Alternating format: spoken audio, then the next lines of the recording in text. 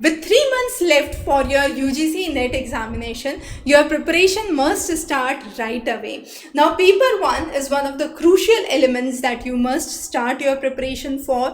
Now, there are students who have a general query, what should I do in paper 1? The things are very off the track, they are different. So, what would be a right strategy to study and to start? So, we would recommend twofold strategy. Either you can start with the lectures, go through the lectures and then solve the PYQs which are available in the question bank. The other strategy is go through the books, read the books and then solve the PYQs. But PYQs is essential, right?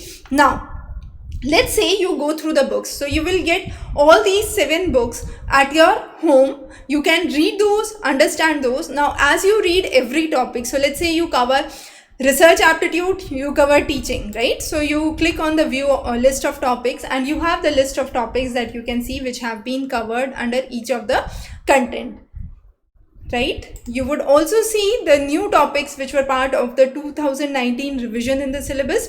The list of topics have been given here. Now, all these topics help you understand what would be the kind of strategy that you must adopt to study well. Now, once you are done with this, you have to move forward with the question bank.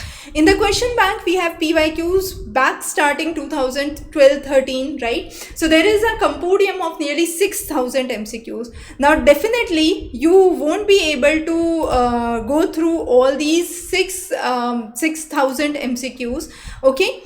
In each of the category, the number of questions are given in the right hand corner, right? So research methodology has somewhere around 700 questions. Once you click start, you would see the question.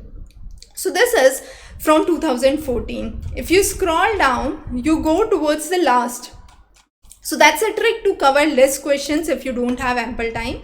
Okay, you would see the questions which were asked in 2025, the latest of those, right? And you would see how the latest questions have been relatively difficult than the previous questions. So if you are going through early questions in each of the segment, then you would be possibly working on simpler problems, getting happy that I will be able to score good. But as we have seen over the last 2-3 years, the paper pattern has become difficult. Even in research methodology, complex core concepts are being asked which are being part of the subject expertise. So prepare those very well. Now, all these topics of ANOVA, of statistics and all other details have been covered in our comprehensive study material. So once you are going through the study material, that would form the basis, and then on top of that you can find out the addendum lectures that are there. Now, even for the lectures, I would recommend, so if you are coming in for the first time, you can see that there are sections. For example, square of opposition, syllogism, every time there is one question. So if you cover these 3 or 4 lectures, you are 100% to secure 1 to 2 questions correctly. But again, there are places where you would find no proper way of solving syllogism problem, because they show you circle within circle, right? That's an incorrect approach. It's only a 3 intersected Venn diagram which is the perfect approach to solve a syllogism problem. Also, square of opposition, there are numerous complicated ways. One simple diagram, if you go through the video, it's just 10 minutes, you are all set with it. There is no need to focus and linger on other things, right?